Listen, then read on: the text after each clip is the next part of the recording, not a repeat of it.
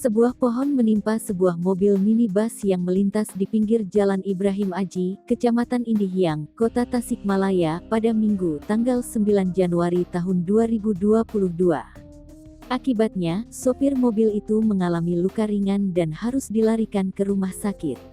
Salah seorang warga sekitar, Arif 44, mengatakan, peristiwa itu terjadi sekitar pukul 14.30 waktu Indonesia Barat. Saat itu kondisi cuaca tengah turun hujan deras disertai angin kencang.